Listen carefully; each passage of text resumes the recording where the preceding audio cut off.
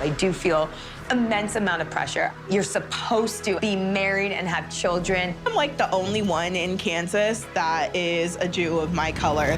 As an Orthodox Jewish woman, if you're 28, people make comments, "You're such a great girl. How are you still single?" All like amazing questions. Oh my gosh, which we know the answers to, I think. Bryce? Yeah, oh yeah. Brian? Yeah. Nobody else? That's it, just the two of us. Nailed it. Okay, Bryce, I know well and clear what that was, but for those who don't know, how would you describe what we just saw? Sure. Well, that was a trailer for the upcoming Netflix reality show, Jewish Matchmaking. This is in the same vein as Indian Matchmaking, which has been out for a few years now on Netflix. It's got Aliza Ben Shalom as a dating coach who finds people in Jewish communities who are looking to date within those communities, and some of the quirks and foibles about that. Didn't this used to be called Fiddler on the Roof? Yeah, but then the roof's got solar panels on them. Oh my God. I just now picked up on the fact that you don't know Fiddler on the Roof. No, I know exactly. It's the solar panels, Brian. They slipped off. You don't even know. Slipped off you my fiddle. don't even know. My fiddle's all greasy with the solar panel grease. Bryce, what do you say we start with the primary target? Let's do that. Netflix announced their quarterly earnings, but among all the finances were a few things of interest to us, the viewers. First off, Netflix added 1.75 million subscribers in quarter one. That's up 4.9% on the year. That's compared to 7.66 million that they added in Q4 2022.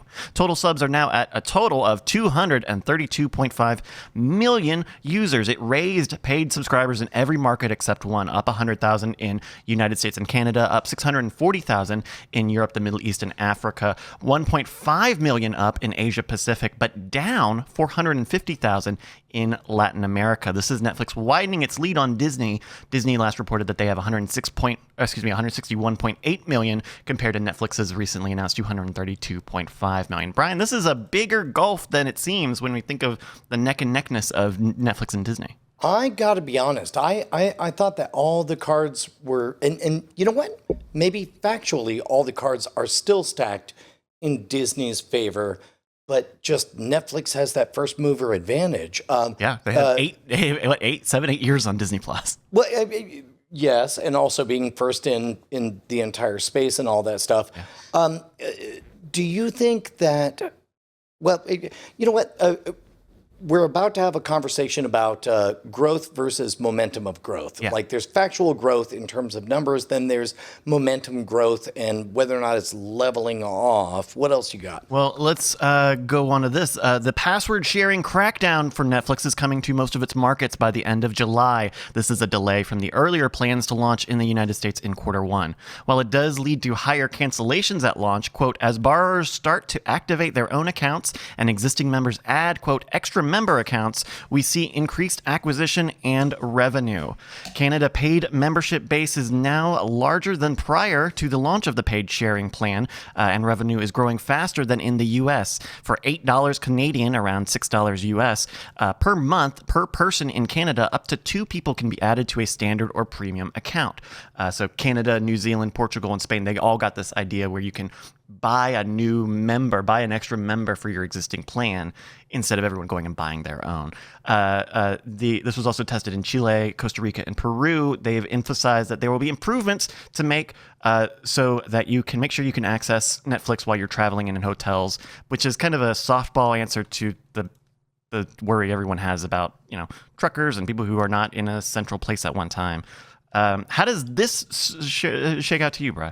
Well, okay, so Are you sharing a password? Are you borrowing a password? Oh, no. I intentionally changed my password the moment I saw somebody messing up with my preferences. Oh, really? Yeah, no. There was about 10 years ago somebody who was like, hey, man, I can't afford Netflix. I'm like, well, have mine. And then I saw some stuff I didn't recognize, and I was like, and we're done. Yeah. Password's changed. Come at me, bro. We've talked about this before, but there's a fractal question. How do you measure the perimeter or the shoreline of England? Yes. And if you use like 1 meter sticks, you get one number. If you use 1 yard 1 foot sticks, you get a bigger number, and then eventually you get into every crack and crevice and all that stuff. All of this feels like more of that, right? Where it's like Netflix's brand continues to be maybe slightly bigger than it was a year, 2 years, 3 years ago. But ultimately, all of this is an attempt to deep dive and extract more from whatever it is they have by being more and more precise as they measure the coast of England. I agree, but I think that this is probably the better alternative that Netflix has, right? Netflix has had to raise their rates over the past few years, and that's a huge, everyone hates prices going up, versus, like, I share my Netflix password with my family. My parents use it so they can watch whatever they're watching over there. I'm not going to cancel my Netflix because my parents can't bum off of it, which I think is a total difference to a crackdown, which also, a price hike that also affects everybody. But I think you're less inclined to just impulse turn it off. In fact, I'm now more likely to eventually cancel and resubscribe at a whim with less borrowers on my account. So they'll get more money from people, and they mentioned that they're going to measure this in revenue instead of users, but I become a less steady user, if that makes sense. Yeah. Okay. So let's play kind of 3 different verticals. Oh, I made the mistake that every politician regrets. I named 3 things, and then now I have to do 3 things. Number 1, I think we can agree that the best move is to get more subscribers, right? Sure. I mean, ideally, yeah, more paying people, paying for the good thing. I mean, that's the ideal, right? Right. Second place would be get people to pay more for the thing. That would be a more accurate figuring out of how much your thing is worth, right? Okay. So, because you're really pushing all of those user bases to their limit. Right. And then there's third place, which is what we're seeing now, which is continue to figure out how to extract more and more and more. I guess this is Netflix fracking. Possible title of the episode. Like this is Netflix fracking, right? Yeah. Which is just extracting more from what you already have. Well, in fact, this brings us to the second topic that we've got here on this Netflix thing. So Netflix apparently makes more money per user on its ad-supported plan than it does from the basic without ads plan. The ad-supported plan, meanwhile, is going to get improvements. The cheaper ad-supported plan will now get 1080p video quality, up from 720p that they announced only a few weeks ago. Plus, you get 2 simultaneous streams at once. That's coming to Canada and Spain first, and then 12 ad markets later. 90% of content from paid plans is now in the ad-supported plan. So, Brian, this is what the plan map looks like on Netflix. You ready for it? Yes. Ad-supported, $7 a month. That's 1080p. Okay, so in this case, they're playing a curious game where it's like they're actually giving higher fidelity, but they're extracting more of what they call mind share from the audience. Like they're earning more real estate in people's minds. They're generously, I would say, using the whole buffalo. But I don't know how much I like this as a consumer, although it does make a lot of sense if I were a shareholder. Well, for $3 more, you can get that basic without ads plan. That knocks you down to 720p. But so, you don't get ads. Yeah, hold on. Mr. Salesman, you're telling me I could pay you more and you'll give me a reduced quality experience. Oh, that's right. 50% of the pixels. That's saving you money. I'm saving you pixels. And then to go to the standard, the standard Netflix plan, that is $16 a month. $6 more to go from basic to standard, but only $3 between ad-supported and no ads. That doesn't sound crazy to me, the idea that an ad-supported user is also worth $3 or more per month of advertising inventory. But when you lay it out like this, it kind of doesn't make sense a little bit. It doesn't feel like they're actually aiming for all of these price points. It just feels like they're doing whatever they can. Here's what my gut says to me, and I would love to hear your interpretation of it. My gut says that Netflix has pretty much from the get-go been worth more what we're all paying for it. So I do feel like they could increase the price. But then if you increase it too much, you enter piracy territory. And we've been here to see HBO experience it. We've been here to see cable experience it. We've been here to see the bundling fiascos and all that stuff. So knowing that if you increase too much, you enter territory where everybody feels vindicated and good about screwing you over, there's kind of a soft limit on there. Do you think we're at this $16 a month for their standard plan? Do we feel like that's the upper ceiling on this? Because I think it could go higher than that. What about you? It's already pretty high. I mean, it is. Yes, it's could go higher. What do you think your upper limit would be? 25, 30 a month? I mean, keep in mind, Tom and I started this show where assume you didn't have to. Cable was $120 a month, and we just, well, what else you gonna do? Pirate it, and then you get malware and all that stuff. So I think Netflix has a ways up to go, but Netflix now has to play the game of figuring out, okay, there exists a pie, and we'll call the pie not cable. There now is a pie called not cable. How much of that can they control? And so I think we're going to see a lot of brinksmanship between Netflix, Disney Plus, Amazon, and possibly fast services or whatever. Do you feel like that? Because we'll talk about fast services in a little bit here, but fast has such a unique heat to it, partly because it's free and very ad supported. Well, and also there's a type of garbage. Sorry, there's a type of programming I do not like, where I don't care if there's ads on it. Sure. But I would be very sad if there were ads on Succession. I would be very sad if there were ads on the type of programming that I would like to see without ads. Yeah. And that was generous, right? I think we got what you were trying to say. Sure. We got Okay. what you were trying to say. One last Netflix bit here. We talked about this last week. Netflix CEO Greg Peters talked about the Love is Blind live stream failure that they had. Greg says, quote, "We've got the infrastructure. We had just a bug that we introduced, actually, when we implemented some changes." They introduced the bug? Hey, little fella. What say you belong on our second biggest live stream ever? Okay.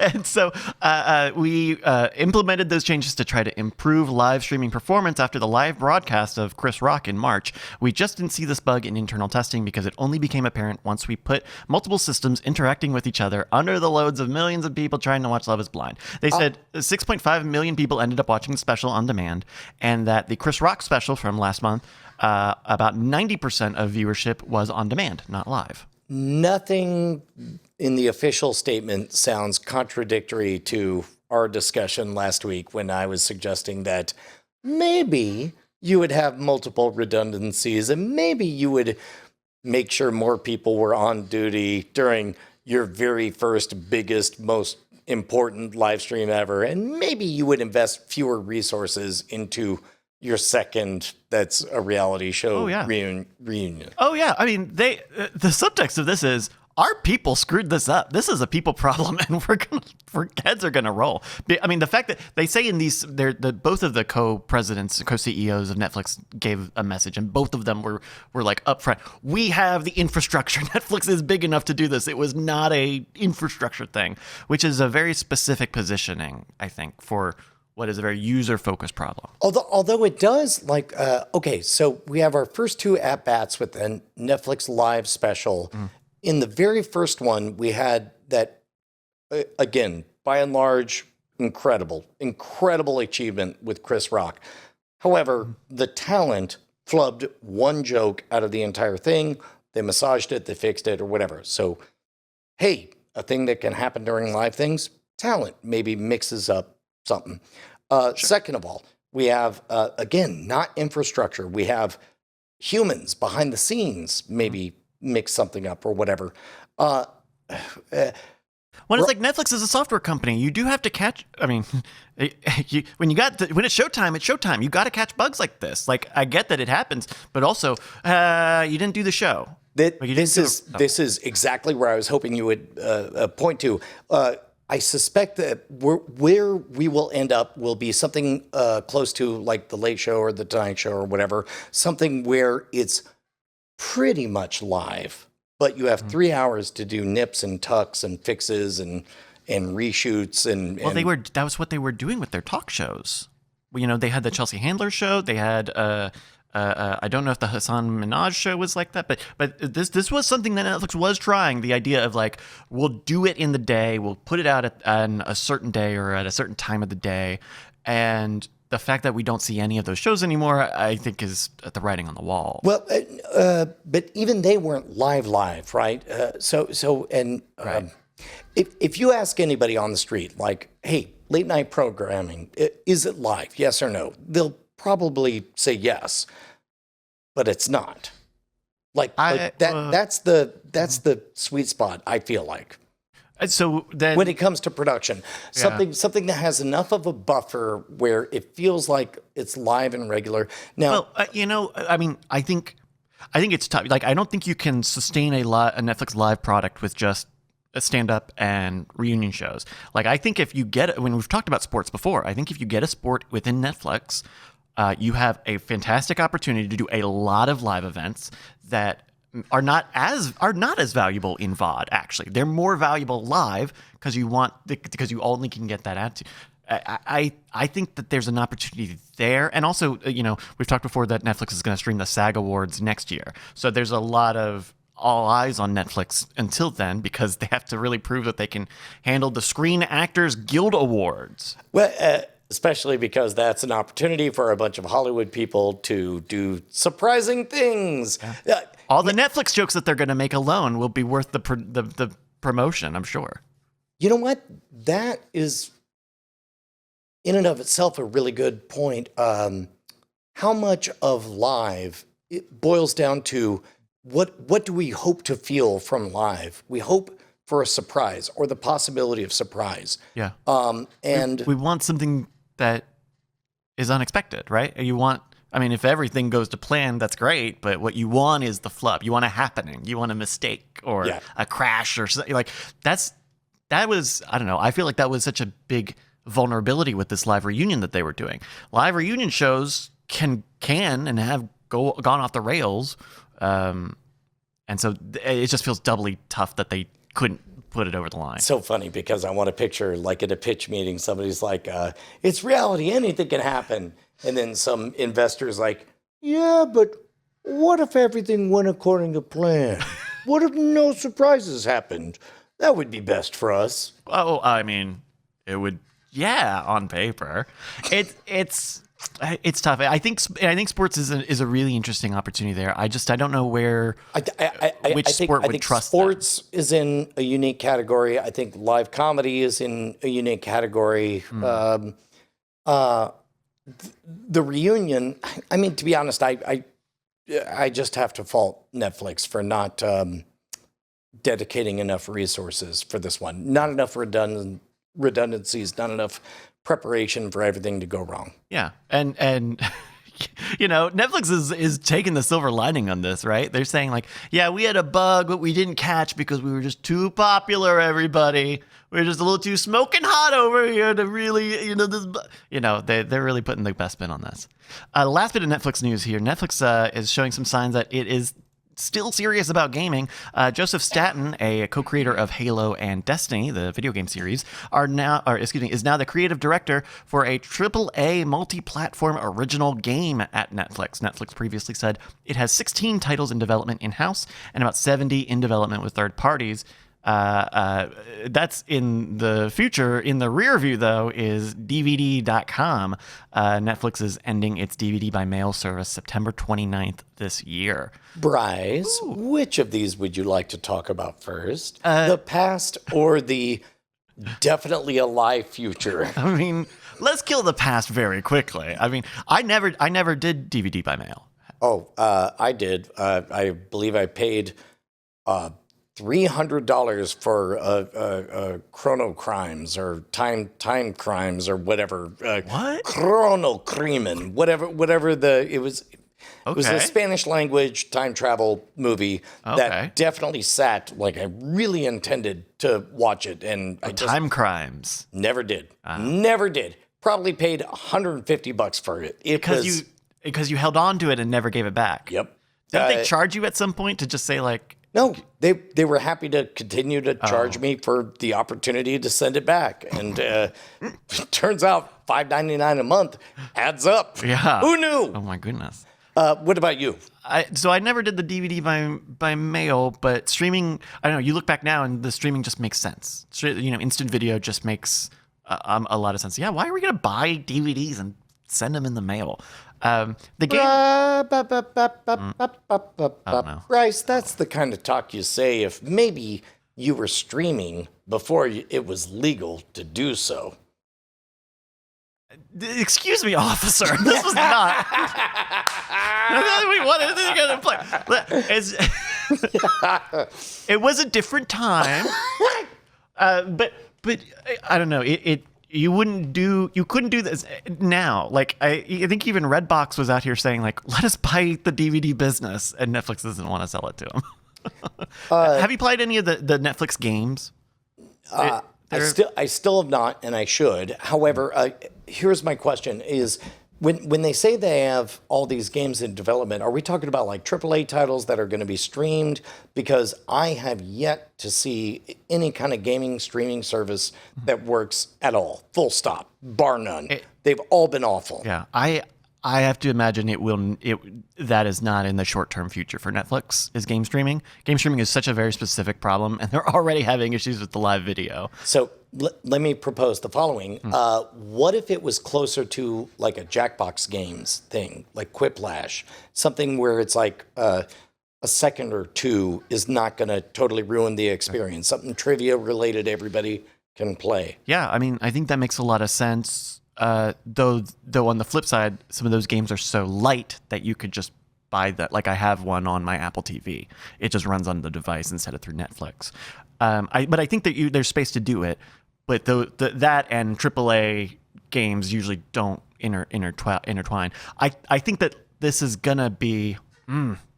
I mean, it's tough because I don't think there's going to be a Netflix. They're not going to burn Blu-ray discs of a Netflix game for a PlayStation. That just doesn't make sense to me. It makes sense to me that they've put out a lot of mobile games, and I guess maybe they'll do PC gaming. But I don't even see them getting into consoles. So, if they were, let me explore this space, and maybe this is all just blue skying or whatever. Blew it up. But imagine a movie trivia related version of a Jackbox game, something where if you were somebody in the Netflix ecosystem, this would be like just straight up crack for you because you've already seen all these movies. It's fun. You get recognized in real time. Was it HQ? Is that what it was called HQ back in the Trivia? day? Like they could do that. Like that gap is open right now. Unfortunately, we're talking about like dozens of games.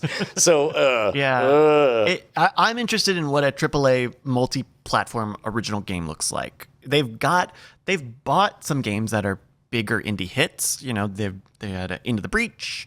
They got Oxenfree, and Oxenfree 2 is coming out. But a lot of it is mobile games that they've badged. So I don't know. I'm interested to see something like Slay the Spire would be good. Something like slower or low paced. Yeah. Yeah. Something just as long as you're not pretending to be a first person shooter. I mean and gosh, I feel like we speculated about this when they talked about this years ago, but you could totally do a Telltale Games narrative style game with this, where maybe you're mixing pre-rendered or live video game footage. Like there's a way to blend that, but the question is the technology to solve that has got to be so sophisticated. 16 titles in development in-house and 70 with third parties. You know what's funny is like I don't even know that I value those 16 in-house necessarily any higher. Like I'm more interested in the 70 third party ones. Oh, interesting. I think with getting Joseph Staten on this new title, plus I think having the Oxenfree developers and them working on a new sequel are some of their biggest pushes with gaming right now. But it makes sense that like Netflix games doesn't mean anything to anybody yet. Can I pivot around? I know that you, as a test, did a little bit of Netflix gaming, but have you gone back to it? I have. I've played a couple of their games, and they're all right. They're interesting.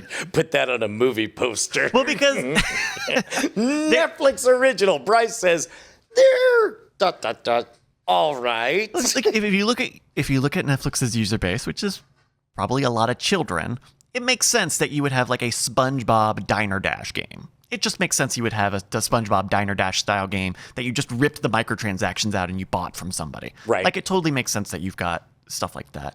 I was playing Terra Nil is one of their more recent games, and it's like a city building game, but the idea is that you're like terraforming and reclaiming this like wasteland. So it's kind of an ecological version of SimCity. Earth.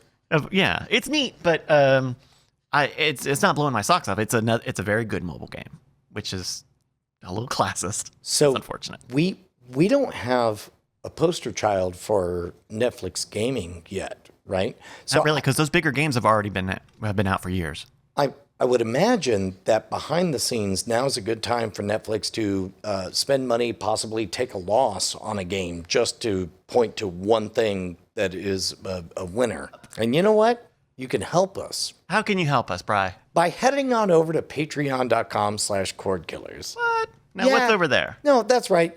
Once you do, you'll keep us loud, live, and independent. That button works. You'll have weird sounds appear. It's great.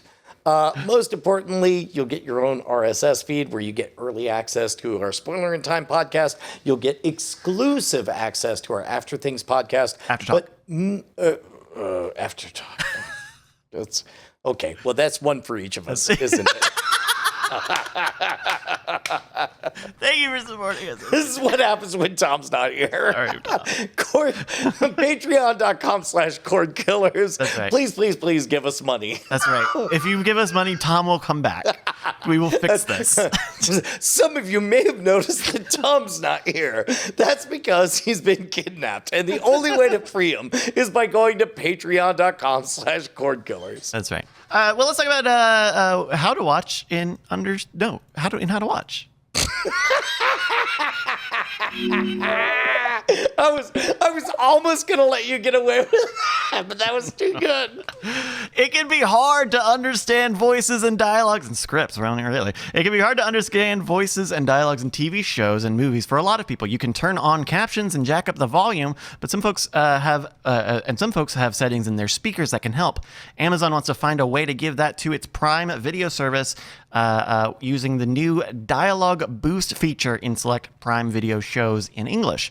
Amazon has said that they've used algorithms and some amount of machine learning, they just said AI really, to identify parts of shows where the dialogue might be hard to hear and then adapts the playback to make talking easier to hear. This is more precise than applying a unilateral filter across the whole show or movie, like a speaker, like a hardware speaker might have to do. Dialogue Boost has a medium and high option. Brian, are you boosting?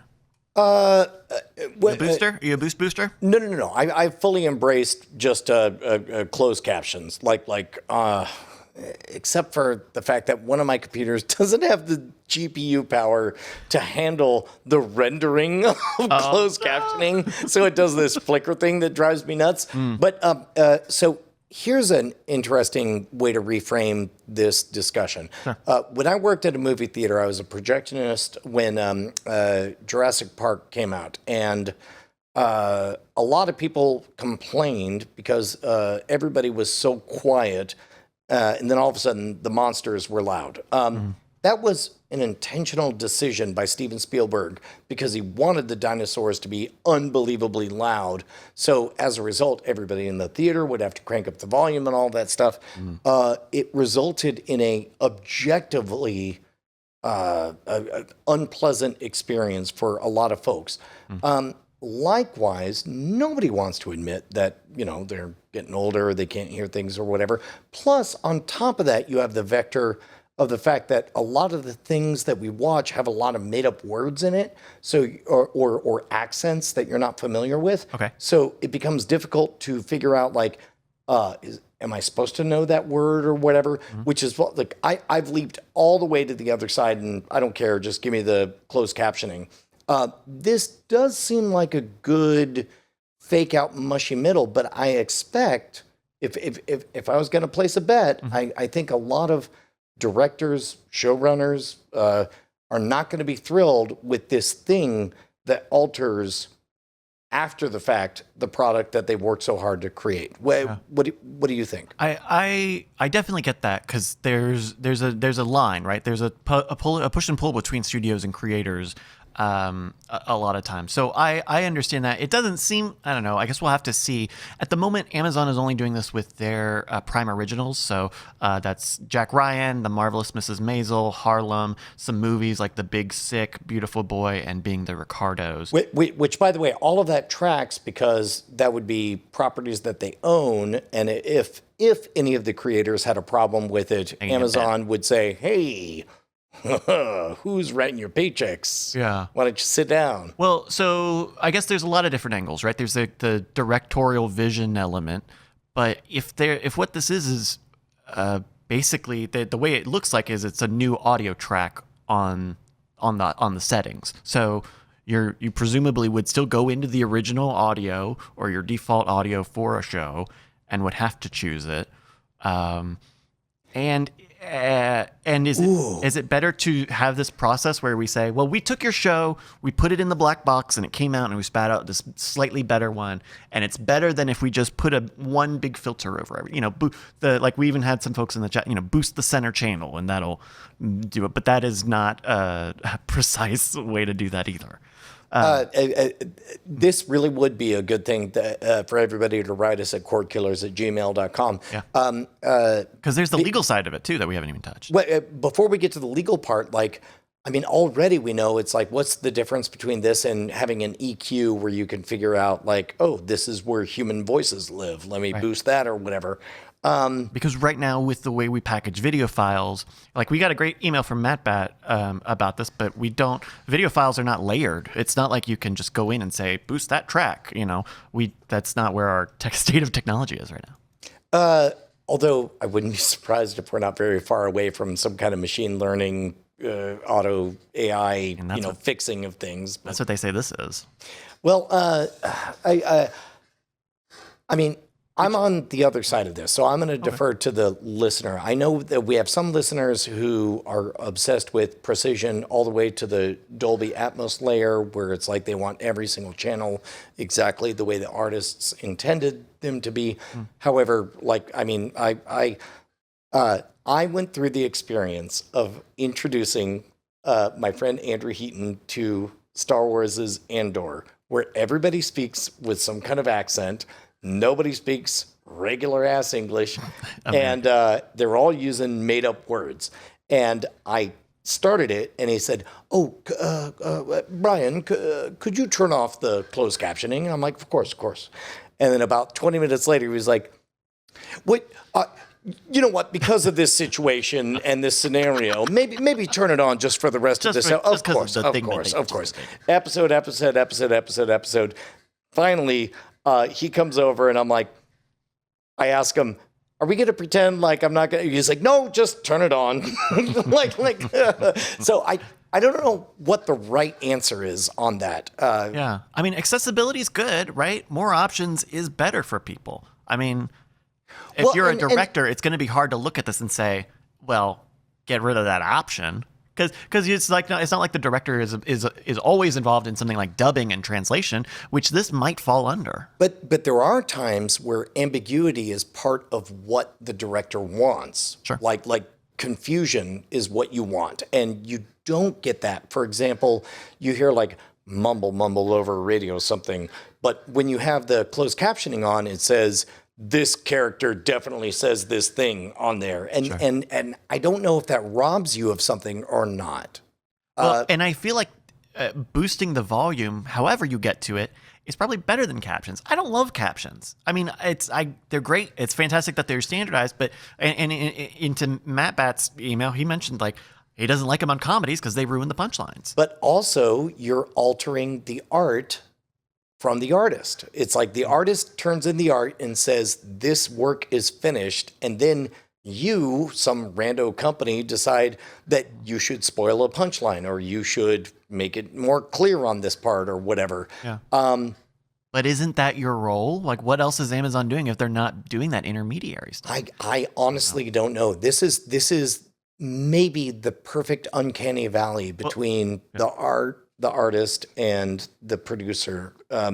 Cordkillers at gmail.com is all I can say. Here's a last second question about this, okay? Because this is Amazon doing this. And Amazon is incentivized to do it to their shows first, right? Regardless of what the legal, ethical, whatever, they're incentivized to use if for their no own other shows reason as a so test that bed. they can tout that they have a thing. Right. Is it better that it's someone like Amazon doing this and not someone like a Roku or a hardware maker or a device maker, a TV maker? Granted, we talked about this, hardware level boosting and unilateral effects are not perfect. They're not the same fidelity. But is this the next X-ray? Is this the next great feature that Amazon won't let go of? Well, first of all, I hope it is because I will never give up my X-ray. There's a reason I buy everything on Amazon. Crazy. Is because X-ray is amazing. You just It's press the word. pause. Like the moment you see that guy and you wonder what else he's been in, you just press pause and there he is. Why is nobody else doing X-ray? Because I'm watching the movie. No. I'm enjoying this movie. I must stop it and learn. When But you have kids in the room, it gets a little bit squirrely where everyone, like, somebody says, is that the guy from the thing? And then you're like, you know what? Let's find out right now. That's not a children exclusive problem. But do you like this being on the streamer level or is this feature better off existing somewhere else? Or being copycatted or what have you? You know what? The fact that you can turn it on or turn it off, and the fact that it's Amazon,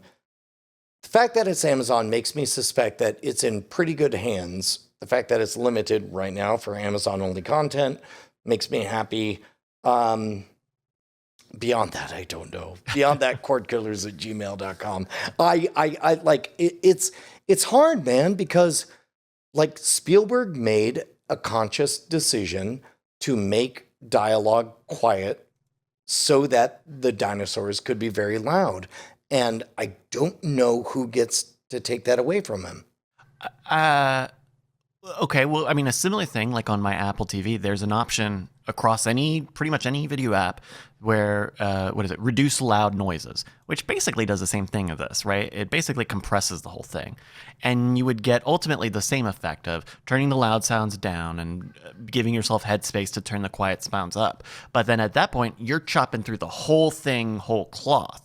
You're just saying run it through this thing where Amazon at least are saying, hey, we're using a computer saying what the quiet parts are. So. This is a good question because what you're introducing is the question of a mushy or a difficult line to draw because it makes sense. Like, let's say, you're in an apartment, you don't want to upset your neighbors and all that stuff. But what if next up is a little option that says, also, remap all the faces to be my ethnicity or my friends or whatever creative decision was outside of the people who made the original thing. Those are intentionally provocative theoreticals I'm giving. I'm letting the silence give my take on that. My point being, it's like, I don't know where the line is. And I agree. I don't think this is over the line, but it does cause me to really think about where the line is. That's a good point. Well, here's a line. It's a line to our next segment. It's what to watch in Under Surveillance. It's all about location. Under Surveillance. Oh, we're taking you to space this time. Paramount released a trailer for Star Trek Strange New Worlds Season 2 coming June 15th. It features a look at some Klingons and a young Captain Kirk. Brian, did you watch this trailer? I did. Did you? I did. Okay. Did you? So before I say what I thought, and keep in mind, neither of us have watched Strange New Worlds. With that in mind, what was your opinion of this trailer? It was so boring. It was so boring. Really? Nothing happened. It's like, hey, here's a person. Oh, here's a person. It was like, it was no substance. It was all like, oh, that's cool. Okay, I guess that's a lot of cool CG. But like, Nothing happened. There's no conflict. That's amazing. I also have not watched this show, but I found it joyful and playful, and it reminded me a bit of the vibes that I got from Lower Decks, which you seem to enjoy. But okay. I don't know, man. I don't know. I dug it. It looked impressive. But What's funny is I thought it looked silly. I thought it looked silly and playful and joyful, and that's what I liked about it. Well, we'll find out more about in June. We also got word on Paramount's Star Trek Section 31 project starring Michelle Yeoh. It's going to be a movie, not a series. Yeoh will be playing Philippa Georgiou. The character from Star Trek Discovery production begins later this year. Brian, are you going to Section 31? It's a movie. It's just a movie. It looks. I don't know. I mean, it sounds like it's meant to be like, what if Star Trek was dark and gritty? Again, I don't know, but I suspect I'm not a fan of dark and gritty. Okay. Well, how about this? Variety says Paramount, still in the Paramount train, is in early stages of a TV series based on the movie Galaxy Quest. Amazon previously tried to develop a series on this not that long ago. I was about to say, like, haven't we reported this story like 7 or 8 times by now? I mean, that's one you have seen is the movie Galaxy Quest, right? So we're going to find out about that. Oh, Bryce, we have to do a special where you watch Galaxy Quest. I hear it's great. I've seen clips of it. It's fine. It seems like a great.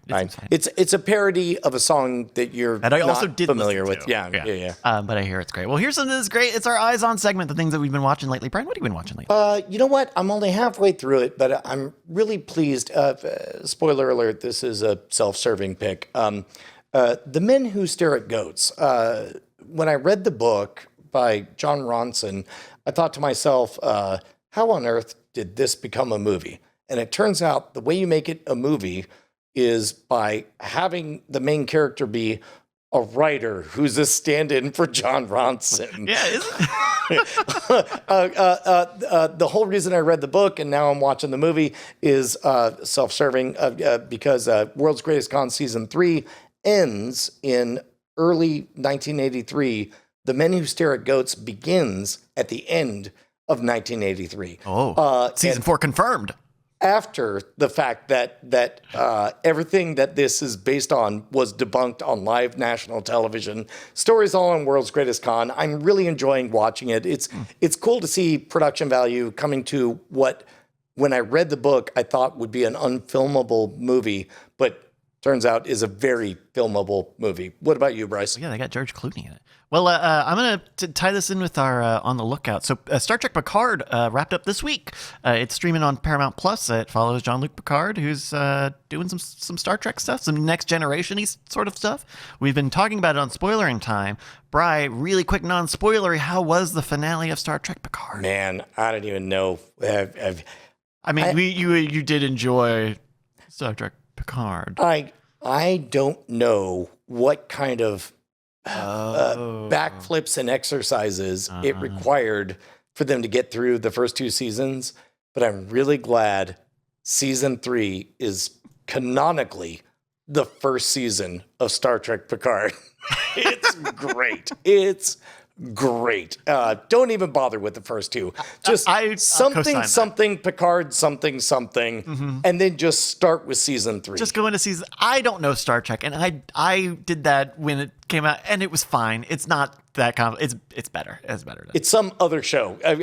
Star Trek Picard is so good. It's so good. Season 3. Sorry, I refuse to acknowledge that season 1 or 2 exist. Those are bootlegs. So those are all streaming now on Paramount Plus, and we've done spoiler in time on all of these except for the finale, which show note. Oh man! Oh my God, Bryce, you are not prepared for my hot takes. On the finale. Yeah, well, and I would love to hear them. When could I hear them? Tomorrow morning, after I've watched the finale, when I and Tom Merritt will be doing Spoilerin time. That's right. So Spoilerin time will be just a little bit late this week, folks. You'll see it in your feeds when it's out. So keep an eye out there. But we've done all of Picard on Spoilerin time. Of course, you can find out all about that on our Patreon. And if you've got something we should be on the lookout for, please email us, cordkillers@gmail.com. Brian, please sell the people something good. Sell them something good for once. Well, I mean, look, a lot of people think it's not possible to get an email. I disagree. What? Some people think it's not possible to send an email. I say, who are you? Buy a computer from doghousesystems.com/rogue. ROGUE, spell it right. Make sure to use promo code ROGUE at checkout. You'll keep us in business. They make great computers with great customer service, and they let us do ads like this. Yep. Anything else that people should know about, Brian? Like World's Greatest Con Season 3 out now? I'll tell them. World's Greatest Con Season 3 out now. Well, okay. Specifically, last night, episode 4 dropped, and it's a provocative episode. Oh, I strongly encourage anybody who's not listening to listen, because starting now, we're not only going to piss people off, but I kind of want to piss people off. And that's as much as I can say right now. Oh, there you go. World's Greatest Con. Check it out on all the podcatchers of your choice. Let's move on to the front lines. Front lines. A YouTube community manager posted on the YouTube TV subreddit that Multiview is now available for subscribers, and that those subscribers are eligible for $100 off of NFL Sunday Ticket, regularly $349 for the season, through June 6th. YouTube TV version 1.13 also fixes an Apple TV black screen startup issue, a 4K playback issue, and supports HDR. YouTube TV also promises a bitrate increase for its 1080p content, though it's currently only being tested in devices with support for the VP9 codec and high-speed internet. The Reddit post also mentions a 5.1 surround sound syncing issue that YouTube TV is preparing to fix. I love to be prepared to fix my problems. Oh, my goodness. I'm sorry. I was looking at my phone, all these texts from Bryce complaining about, let me look here. YouTube TV doesn't have enough 4K sports, and And what's up with this 5.1 surround sound syncing issue? Where is it? Fire TV is going to work with DirecTV to add live TV content to its live tab and guide options. You'll be able to search Fire TV programs with your voice. Amazon plans to add similar integration to Peacock, Plex, and Haystack TV as well. Have we talked much about Haystack TV? I don't think so. Haystack TV is free news from hundreds of local and global sources. So it's a TV news thing. Is that Sinclair? Oh, goodness. Oh, okay. You know what? Put a pin in that. Find out about that's that a different thing for another time. Next, Roku is using its ability to run ads across its own FAST channels, combined with ad deals that it gets with companies that run ads on its services, to guarantee prime time audiences for advertisers that are bigger than cable. Roku says in tests, it could reach an audience 15% bigger than prime time cable TV shows. Roku has 70 million user accounts. Brian, this is woo. Yeah, it actually opens up an interesting question of like, what is better both for the consumer and for the advertiser?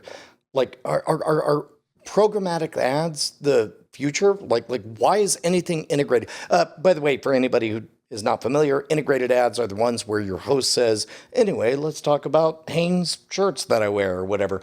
Programmatics are the ones that are all of a sudden they're either in Spanish or weirdly exact to your age demographic or your zip code. Customized ad campaigns. In a creepy way. It is kind of creepy. Yeah. It seems like Roku is putting itself in a really good position with this to say that we're going to be just like the TV broadcasters or rebroadcasters. We're going to get a little bit of slice of the ad pie and we'll sell it for ourselves and ride the fast wave all the way up. I don't know. This is such a big number to say that you're bigger than cable and to say that you have Facebook type, but Facebook could targeting could be bigger than cable, which I think is 100% right. And to be honest, it's like the experience that you have on YouTube is pretty close to it. The only problem is that it's never the host doing the targeted ad to you. Well, because then you got to record 50 different ads for all the different, ABs. Which is one of the things that I wonder if that's not coming. Or you can license your likeness and an AI version of you does a targeted ad for every single zip code and demographic. Then you're producing original content, which doesn't help if you're on Cops TV. I mean, on the fast. Let's play a real quick hypothetical game. We have over 500 episodes of Modern Rogue, and an awful lot of them are fairly consistent in the way Brian talks to the camera. If somebody said, would you like money? Check this box, and you get more money, and then they have a data set that could put a sunset behind me, create a simulacrum of Modern Rogue World Headquarters, and then sell people on, Squarespace or what have you. I don't know. I think that's going to come sooner rather than later. I wonder. I think I see that as the same thing as like those interactive shows. It's like Bandersnatchy. It's you have to. It's like writing a game. You have to make 3 movies worth just to build a movie thing. Anyway. But it also seems like, we're getting close to the Turing test.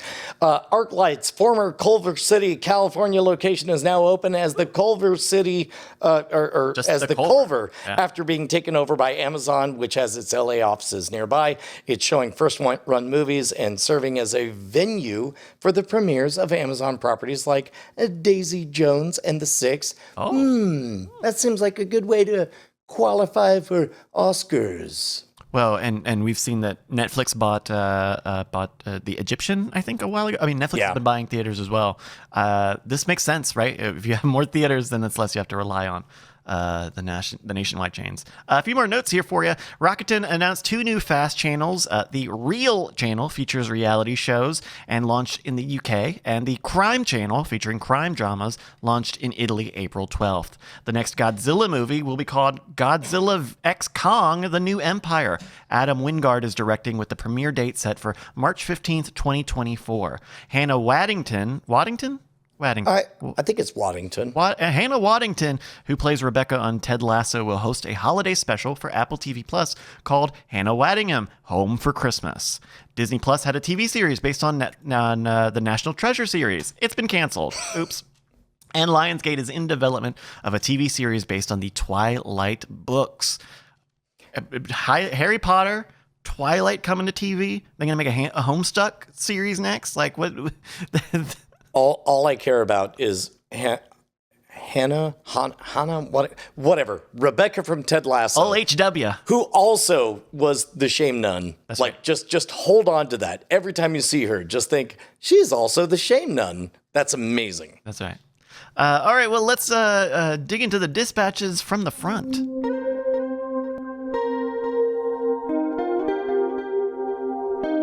All right, Bryce, what do you say we make a conspiracy? What do you say we try to pull one over on the man? Okay, yeah, let's, I'll get some bottles, you go get some gasoline. I was thinking rags. more like, what if Netflix announced it was no longer doing DVDs? Okay. And what if we followed Tom Merritt's advice in our private text thread and we all got accounts specifically so we could loot the very last of the Netflix DVDs. That's a really expensive way to do something dumb. It's like, it's not, first off, it doesn't close until September. We got 6 months before that. That means we have a lot of time to talk about which DVD you want. Bryce, what's your first pick? I won't hold you to it, but we're just spitballing here. Okay, if we're just spitballing here, I'm gonna pick season 2 of 30 Rock, disc 3. You know what? I'm gonna get Time Crimes, Chrono Crimen. Okay, we also got a letter from Tim. Is that right? Yep. Tim Jar says, I love hearing Brian's discussion of discovering the wonder of live music. Oh, that was from our After Talk last week. Yeah. We were talking about the fact that there are certain things that are totally replicatable. Unique. One of a kind. No, you say the word. Irreplicable. Irreplicable. There it is. That's the one. Basically, I was complaining about the fact that for the first time in like a decade, I saw a band and I didn't know what they would sound like, and I fell instantly in love with them.